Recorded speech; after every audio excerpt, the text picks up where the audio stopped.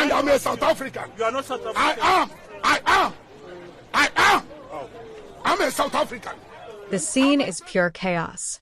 Men in bright Operation Dudula t-shirts burst into the Roots Butchery, their voices echoing through the air, shouting, "Put South Africans first," as startled workers drop knives, step back from counters, and look around in confusion. Customers freeze mid-purchase, meat still on the scale, as a wave of anger floods through the room. The camera shakes, voices overlap, and somewhere in the background, a young man yells, "They're taking our jobs," while another shouts, "Pack your things and go." It's a scene that feels more like a battlefield than a shop, and it's all happening in broad daylight. In that moment, South Africa's simmering anger over jobs, inequality, and immigration explodes right before our eyes. This isn't a movie. This isn't a political statement. This is real life, captured raw, emotional, and unfiltered. And whether you agree or not, it's impossible to watch without feeling something: fear, anger, sadness, or maybe even agreement. So, tell me in the comments, what did you feel when you first saw this footage? Shock. Or did you think, it's about time someone stood up? The video spreads across social media like wildfire. Millions of views in hours. People share it, debate it, defend it, condemn it. Some call it patriotism, a desperate act by citizens who feel ignored and forgotten. Others call it xenophobia, a dangerous slide into mob justice that targets innocent people just trying to survive. But beneath all the shouting, one question remains painfully clear. How did South Africa reach this boiling point? Witnesses say the group stormed the butchery without warning. The Roots staff, most of them foreign nationals from Zimbabwe and Mozambique, were visibly terrified. One of them, a young man named Blessing, reportedly whispered to his colleague, "We just came to work." But his words were drowned out by chants of "go home" and "you're stealing our jobs." Within minutes, the scene turned from confrontation to evacuation. Foreign workers were pushed outside, and the butchery stood silent, empty, and tense. Outside, members of Operation Dudula waved South African flags and shouted slogans. They claimed their mission was not violence, but justice. "We are not criminals," one man insisted to reporters. "We are citizens fighting for our country." Yet behind that statement lies a deeper pain, a nation where unemployment hovers near record highs, where inequality has split communities, and where frustration has replaced hope. Some Dudula members argue that foreign nationals are taking jobs, accepting lower wages, and pushing locals out of opportunities. But is that really the whole story? What about the employers who exploit desperation by hiring undocumented workers for cheap labor? What about the corrupt systems that allow this to continue unchecked? Who's really to blame, the worker trying to survive or the business owner cutting corners?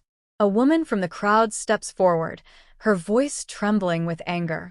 "Our brothers and sisters are being robbed day and night," she says.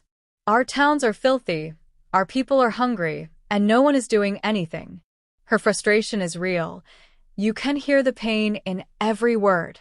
But does anger justify humiliation? Can justice ever be achieved through intimidation? The camera pans to the butchery's refrigerator, where expired drinks and meat are pulled out as evidence of alleged health violations. "This is what they're selling to our people," one Dudula member says. "Expired goods." The crowd murmurs in disapproval. But others in the comments later point out that many local shops, even South African-owned, also sell expired products. So, is this about justice, or is it about who owns the shop? One of the most heartbreaking moments comes when a young man in a blood-stained apron, clearly shaken, tells the cameraman, "I pay rent, I pay tax, I work hard every day. I'm not a criminal." His eyes dart nervously as Dudula members continue shouting. It's a haunting image, a man who left home for a better life now standing on the street, stripped of dignity, accused of crimes he didn't commit. Still, for many South Africans watching, there's a sense of grim satisfaction. "They're finally doing something," one viewer comments online. "Government failed us, but at least these people are acting." It's a dangerous sentiment, one that turns community frustration into vigilante power. And yet, it's understandable. Millions feel abandoned, silenced, unseen. When the system fails, the streets respond. But do the streets ever solve anything, or do they only deepen the wounds?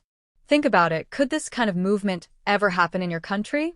Could angry citizens storm businesses to reclaim jobs, while police stand by watching? What happens when law enforcement starts to look away, or even quietly supports it? In the following hours, the footage of Roots Butchery becomes a national talking point. Politicians weigh in. Some condemn Operation Dudula's methods, calling them unlawful and inhumane. Others subtly applaud their bravery in addressing what the government won't. Meanwhile, social media burns with hashtags. Hashtag put South Africans first. Hashtag stop xenophobia. Hashtag justice for workers. But behind the noise, real families are now living in fear. Foreign nationals, especially Zimbabweans and Mozambicans, begin closing shops early, avoiding public spaces, and sending quiet messages home. It's not safe here. Landlords raise rent. Customers become distant. Suspicion spreads faster than news. One former Dudula member, who later left the movement, described it as patriotism that turned into paranoia. He said, "We started by cleaning the streets. We ended up chasing people who looked different." His words hit hard. How many movements begin with good intentions, but end in fear and violence. Yet, even among critics, there's a shared recognition that South Africa's pain is real. Unemployment is rampant, crime is rising, and the gap between rich and poor keeps widening. The people on the streets aren't monsters, they're desperate. But desperation, when misdirected, can burn everything in its path, including the very communities it claims to protect. In interviews later that week, Johannesburg Metro Police confirmed that some of the businesses targeted by Dudula were, in fact, operating illegally. Others, however, had proper documents and licenses. At the heart of this crisis lies a simple but painful truth.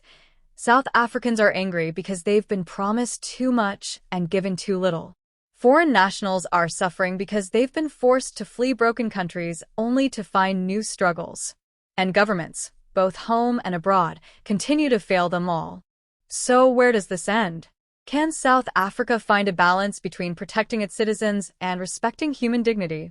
Or is the fire already too big to control? As we close this episode, remember, this isn't just about Roots Butchery. It's about what happens when frustration meets failure, when justice turns personal, and when anger replaces empathy. The streets are speaking, and the world is watching. So tell me, what do you think? Are these citizens standing up for what's right, or crossing a dangerous line into xenophobia? If you were there, would you have joined them or stopped them? Drop your thoughts below, and let's talk honestly, no filters, no fear. Because if there's one thing this story teaches us, it's that silence fuels chaos. And right now, South Africa is speaking louder than ever before.